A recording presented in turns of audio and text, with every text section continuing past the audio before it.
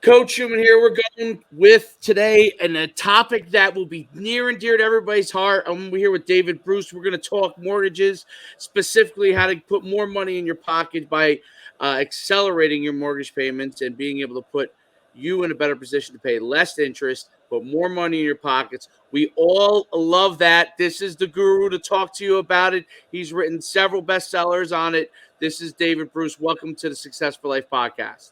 Well, thank you for having me. Glad to be This, here. this is a topic that everybody who's an adult has an interest in. Okay, and mortgages, how to get mortgages, how to find the right mortgage, especially in today's economy. Real estate prices were through the roof. Probably still haven't come down yet, but obviously interest rates are going up, which is directly affecting people's pockets. And we want to discuss all of that stuff. Before we do that, and David owns Accelerated Banking, and we'll get into all of that shortly. But before we do that, let's get a little bit into your background, who you are, where you come from, and how you got to this point. Sure. Well, I live in Nashville, Tennessee, and I've been a mortgage broker and in the mortgage industry for almost 30 years. And what I've done over my career is I used to chase interest rates. I used to, think about the mortgage as what everybody knows as to how to finance real estate because that's what most people think. You either have to pay cash for a property, which not many people can do, or you're now stuck getting a mortgage. And what I've come to learn is that we don't want to use mortgages to finance real estate. We actually want to use home equity lines of credit. So throughout my career, I've made that transition when I learned about this. I actually closed my mortgage company. I've owned 4 mortgage companies throughout my career as a mortgage broker. And I said, I am dedicated to helping people do things the right way. So I closed my mortgage company and started focusing on education and helping people become aware that there may be a better way, and that is by using home equity lines of credit to finance real estate instead of a mortgage. So that's very interesting. And I want to dive into that specifically. But before we do that, um, explain a little bit how the mortgage process works. So, um, explain it almost as if I would be a new homeowner, so looking to be a new homeowner. So people are very confused a lot of times with because you always see cash buy, especially in the distressed properties, right? Cash only. Um, how do all these people have cash sitting around to be able to buy cash only, or are they getting financing to provide a cash only offer?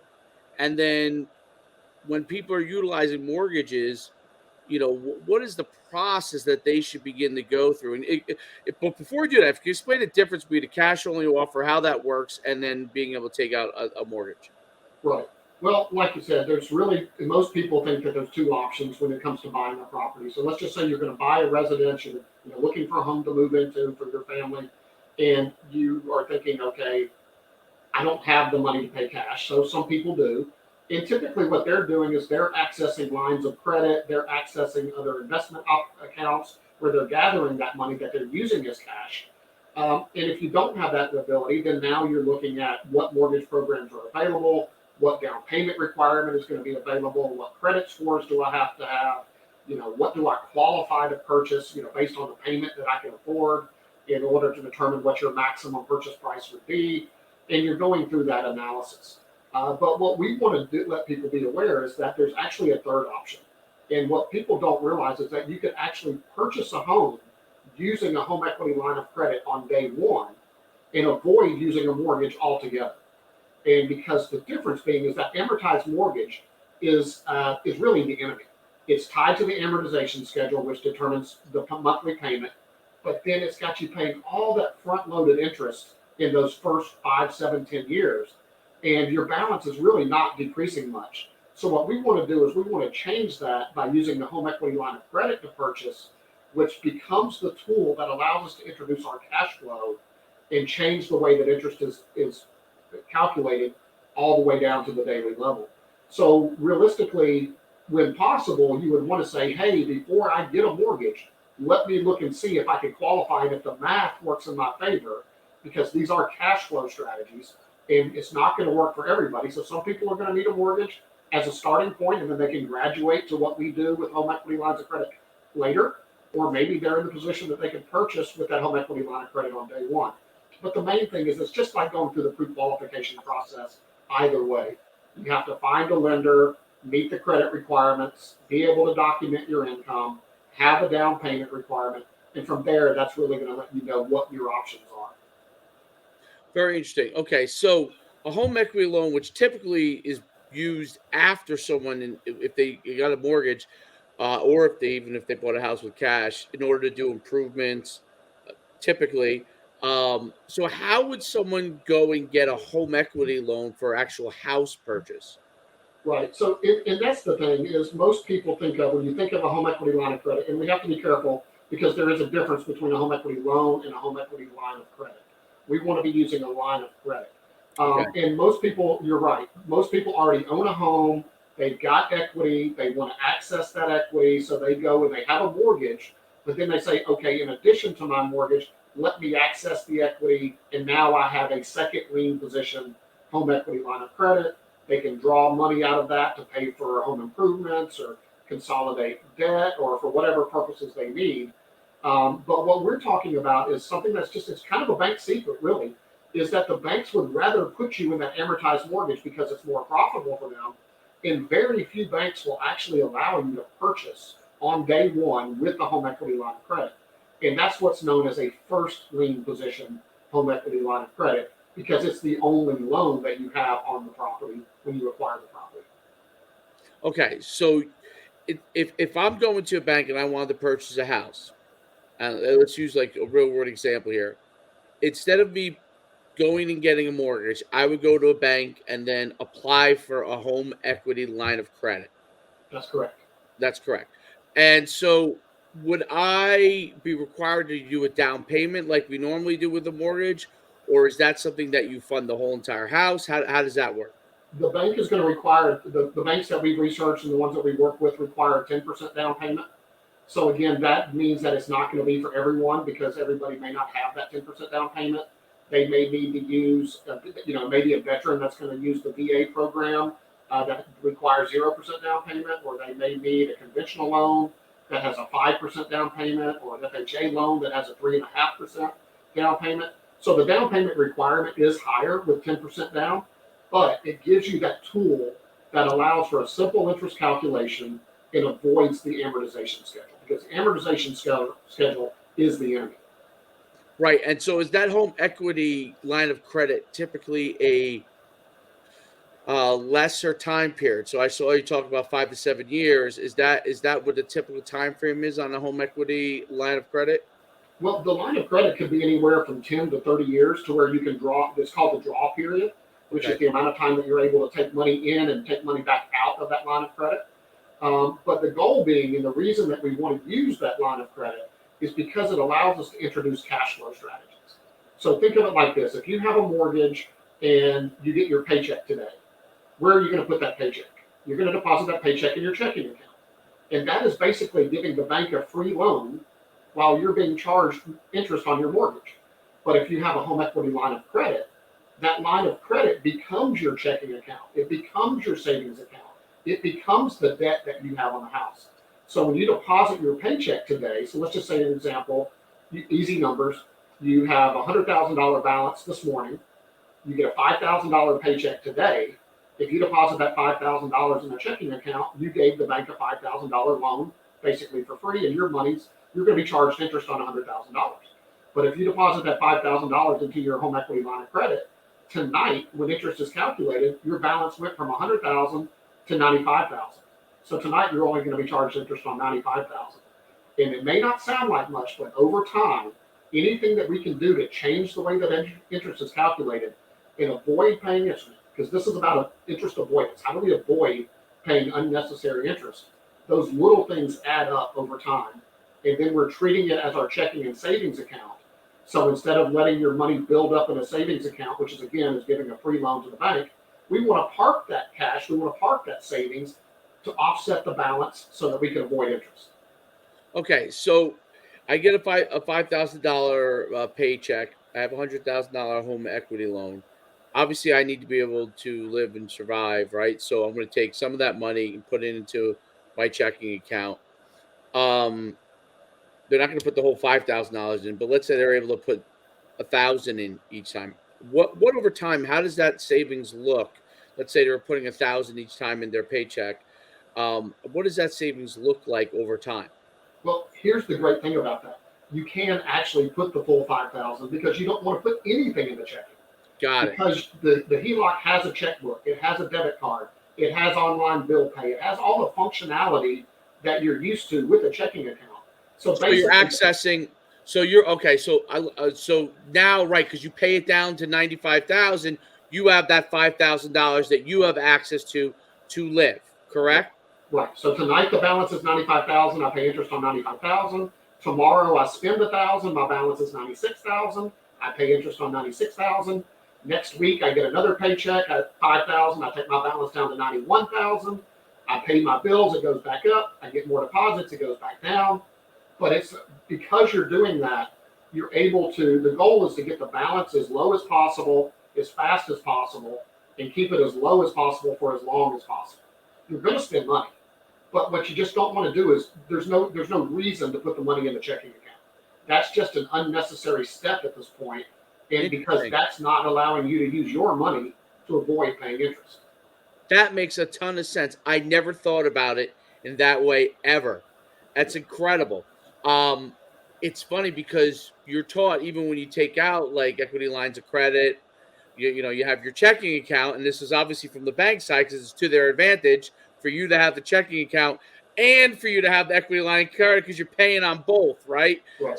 So you're paying on both, and by eliminating the checking account, using the equity line as your checking account, you're paying down the balance over time on your home, and then you're actually using the bank to your advantage versus the other way around, right? Absolutely. Yeah, you did it.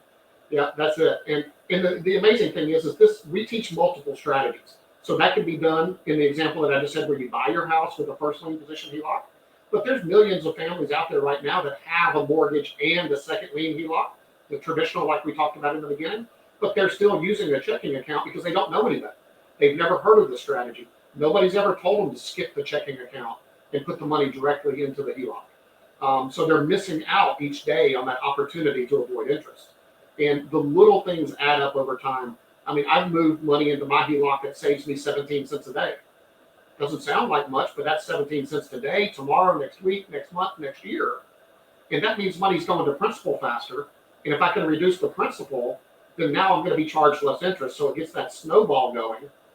And that's where the math, because this is a math problem, that's where the math really kicks in your favor. That's very interesting. It also probably teaches you to live within the means of your paycheck for quite a good bit amount of time instead of extending yourself beyond it, right? Oh, absolutely. Yeah. The heartbeat of this is budget. I mean, this is a cash flow strategy. So it's about every dollar that comes into your budget that goes into the HELOC. It's every dollar that goes out of your budget that comes back out of the HELOC. But it's that positive cash flow, that money that stays behind each month, that $1,000, $1,500, $2,000 a month that you leave behind as your savings account, because that's the best parking lot for your cash, for your savings. And then over time, that makes such a huge difference. Now, would you then so I'm trying to think about it from a side by side example.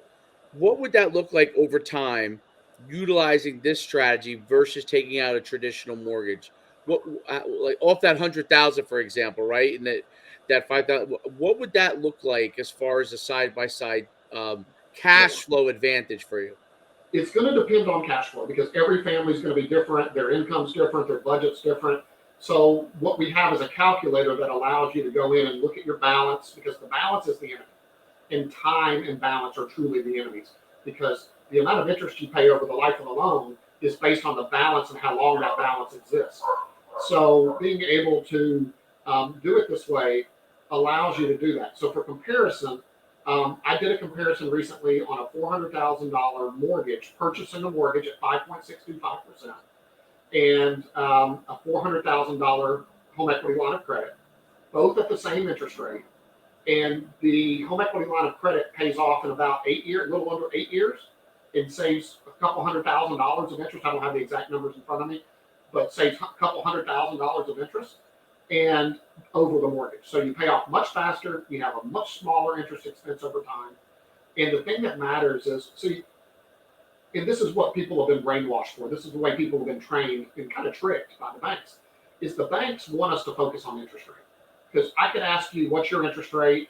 I could be at work or ask people at church or wherever, what's your interest rate? And they probably know their interest rate because a lot of people are proud of it. Hey, I refinanced. I got 3% interest rate. Woo, yeah, all right. But what they don't know when you ask is, what is your tip? What is your total interest percentage? And that is what is the total interest you're going to pay over the life of the loan. Well, that tip may be at that 5.625 on that $400,000 loan on a mortgage. That tip is 119%, which means you're going to pay back about $419,000 to borrow 400 or 419,000 of interest. And so you're buying one house for you and one house for the bank.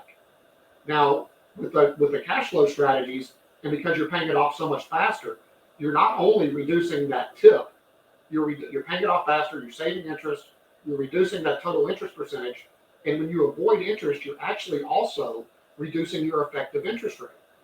So there's so many different things that happen when you use strategies to do everything you can to avoid paying unnecessary interest.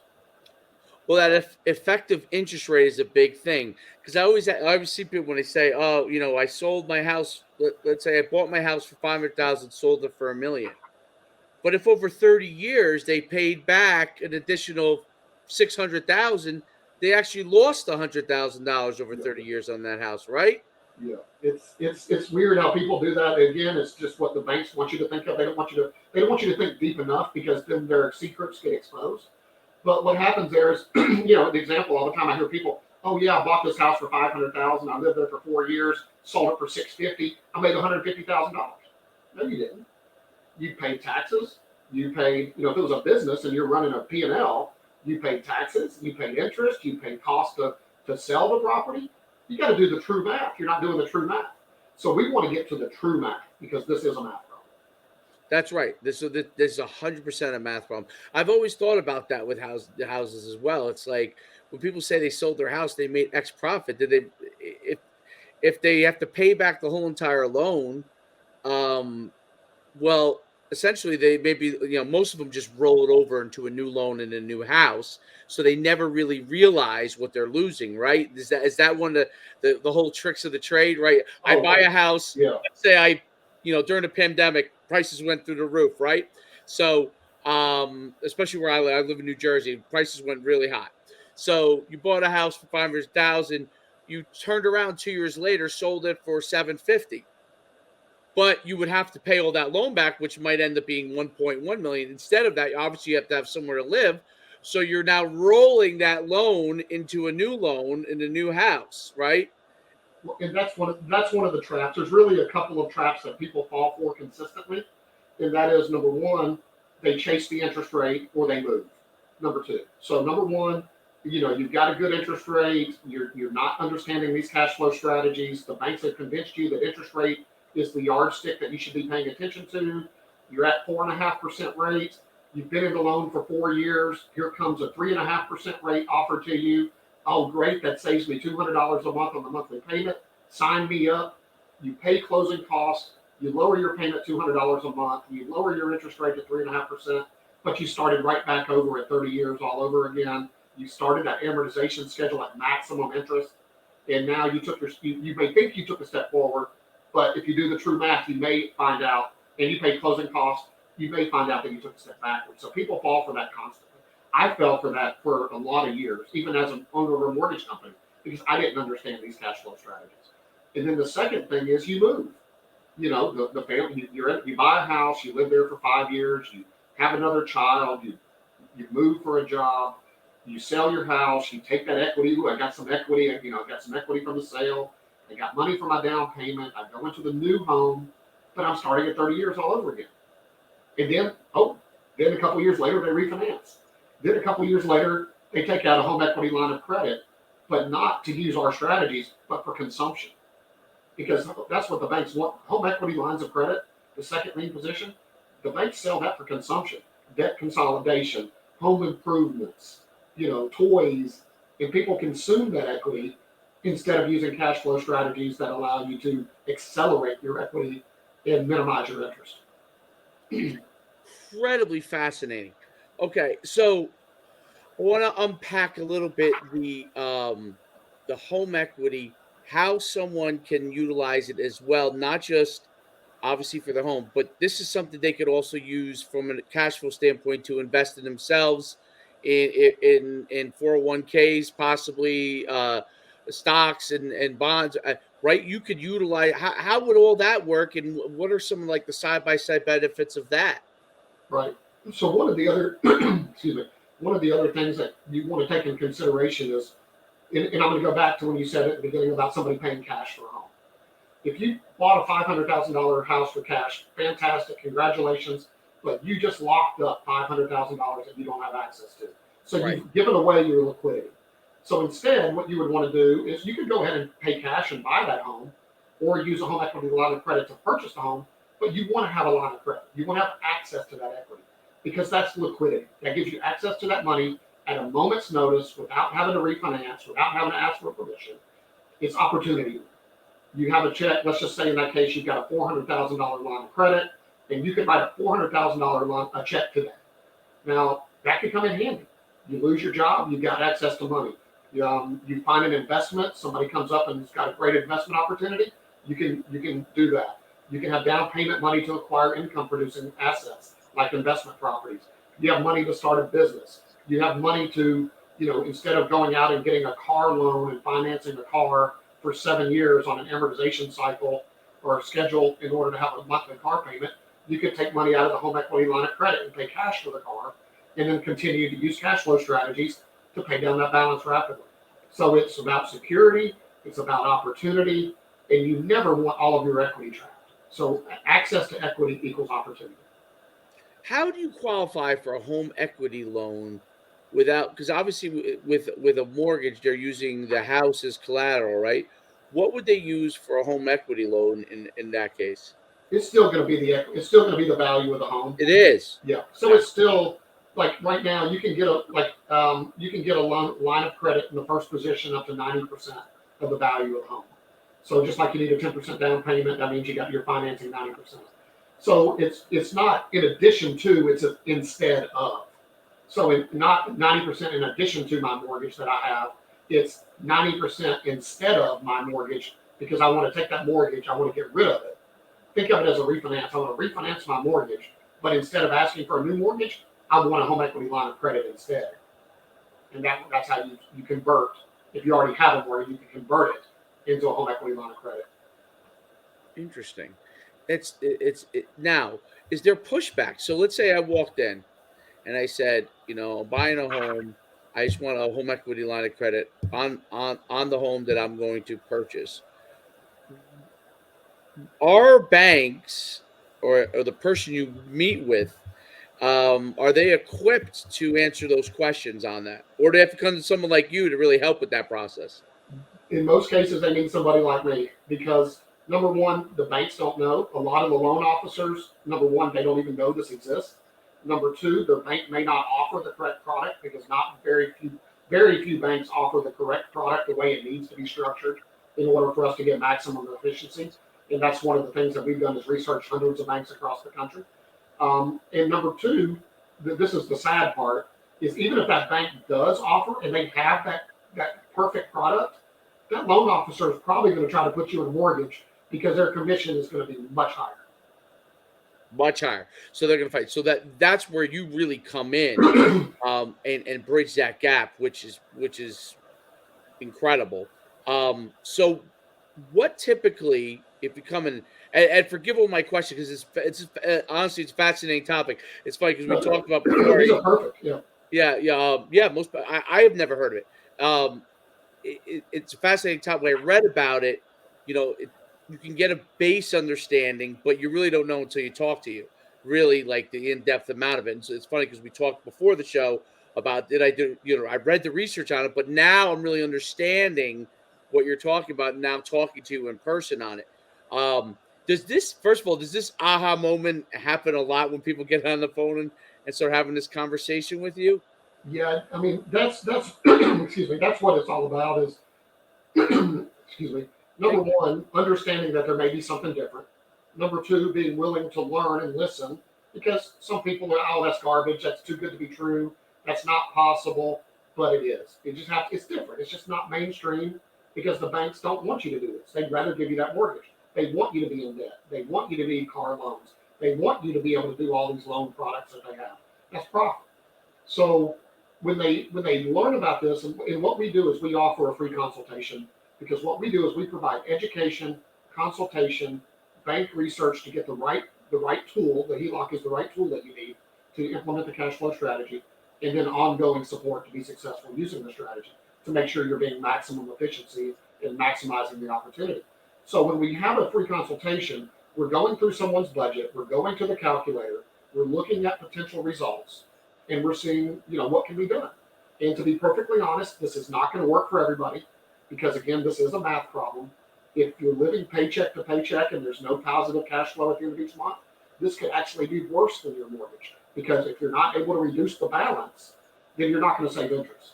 So we Right. go through that discovery process. We call it a discovery call. And we go through the numbers, we run the calculator, and we determine if there's going to be enough benefit or savings that would justify this. We answer questions and make sure people get an understanding. And we have multiple strategies. So we're comparing which of the strategies that we teach are going to be the best for your unique situation. And then from there, yes, the goal is to not just have a light bulb moment.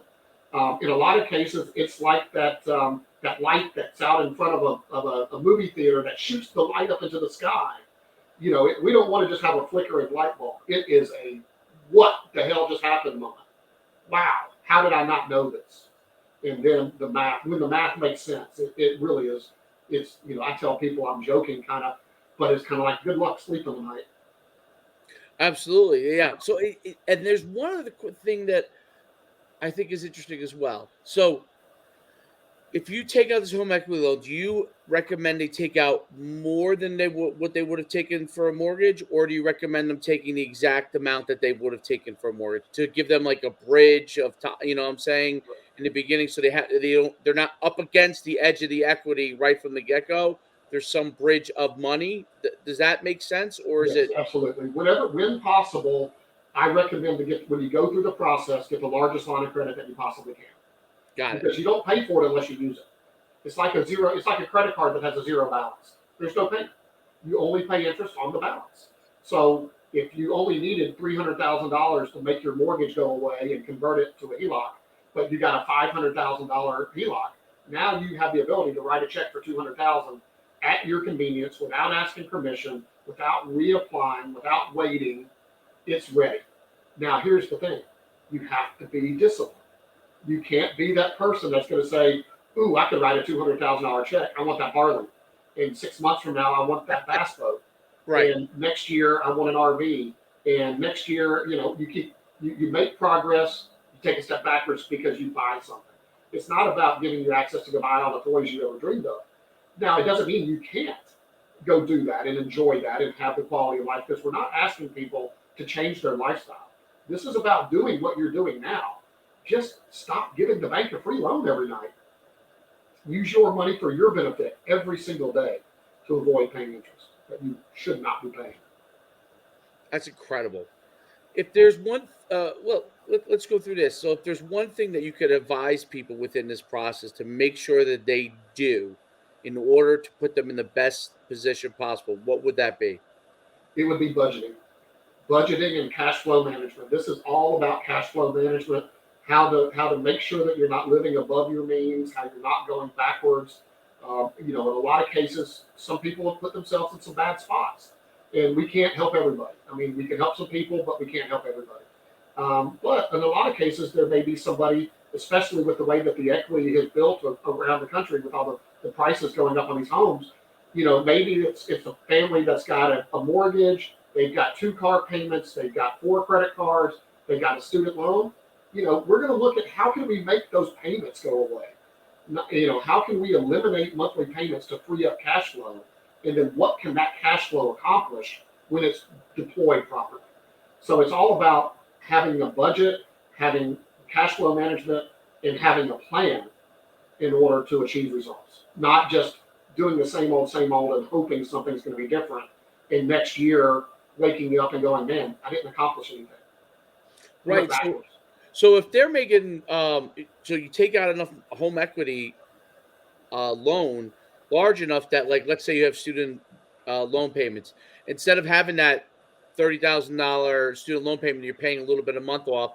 You just pay that off directly, if possible, right? And now you're just drawing from your home equity loan, right? So Yeah, that gives you, especially if there's like some sort of credit card debt or small amount of credit card debt, this gives you the opportunity to wipe some of these high interest things away and use it almost as a debt consolidation in turn as well, alongside and wiping everything away, as much of it as possible, at least. but You know, well, in some cases.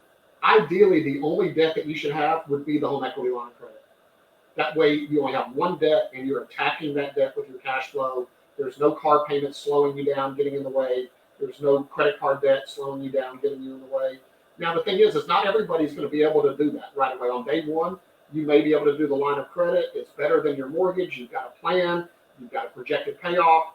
But as you're paying down that balance, then, okay, well, now I've got $20,000 of equity available. I can pay off that $17,000 car. Boom, that car payment goes away.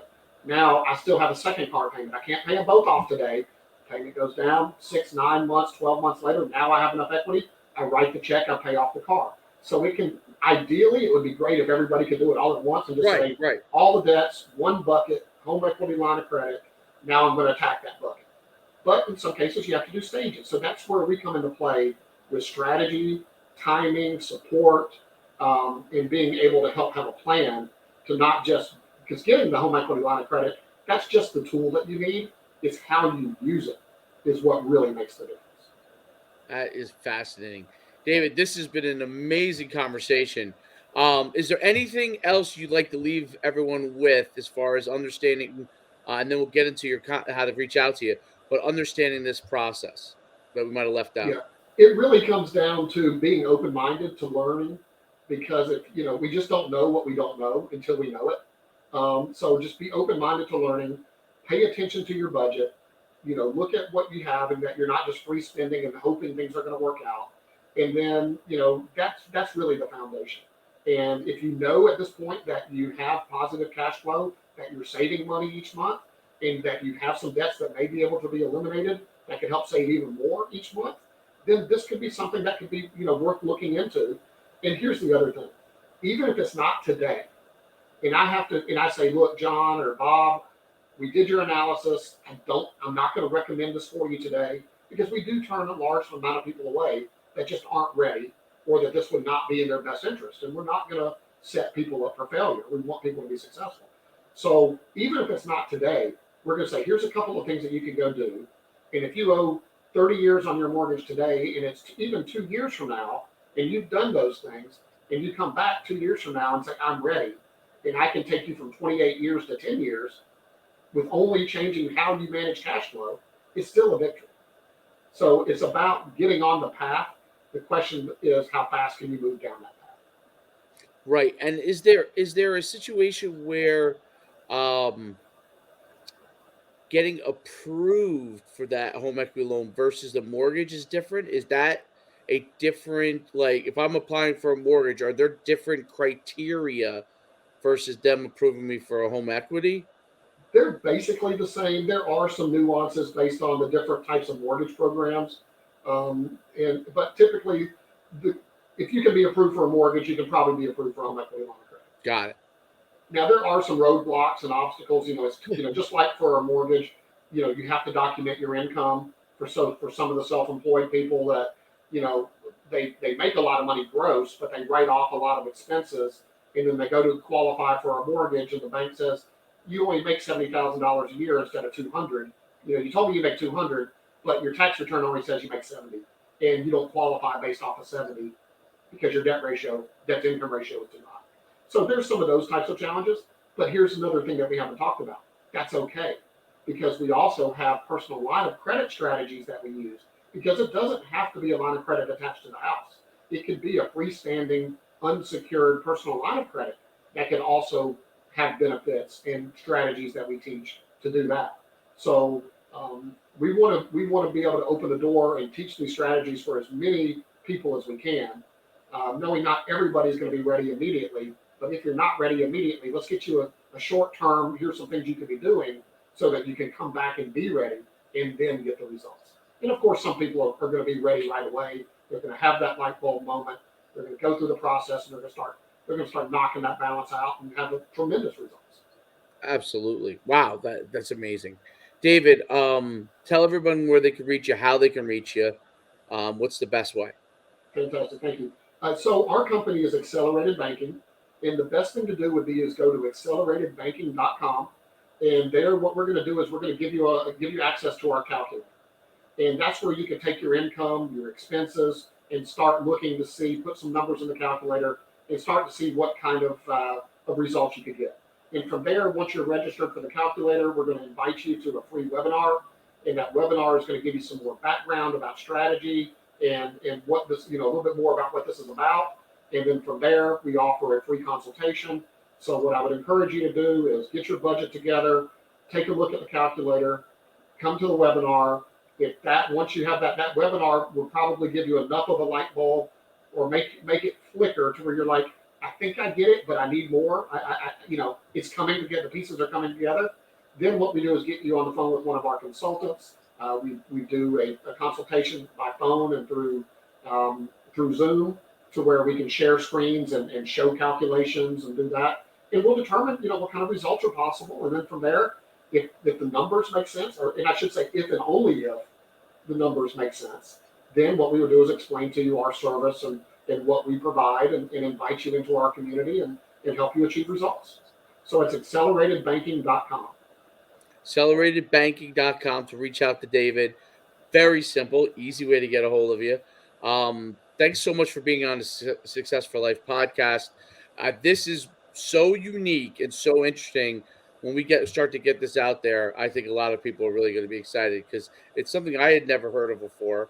I learned a ton today on this whole process in itself, and really, this can help a lot of people save a lot of money, use their cash properly, stop giving, as you say, a free loan to the bank. We don't want to do that. Keep giving them extra money. They already have enough of it already, so we don't need to give any more. Any last thoughts, David? No, that's fantastic. I mean, I think like you just said, quit giving a free loan to the bank. We all know that the banks are scared to death that we ask for our money back and make a run on the bank. Everybody's heard of that. But we also need to remember that banks fully exist because we give them free loans. And if we stop depositing money in their checking accounts, they've got problems. So be one of those people that stops. That's a great point. Stop giving them money. That's what's making them rich. For the Success for Life podcast, this is Coach Schuman with David Bruce. Fascinating information, acceleratedbanking.com. Go there, check it out. Reach out to David. The next time I'm buying a house, I'm reaching out to him first. I'm going to consult with him before I do anything else. Before I go in any further steps, I'm going to reach out to him. Thank you so much, David. This has been absolutely fantastic. Thank you for having me. It's a pleasure. Everybody have a great day.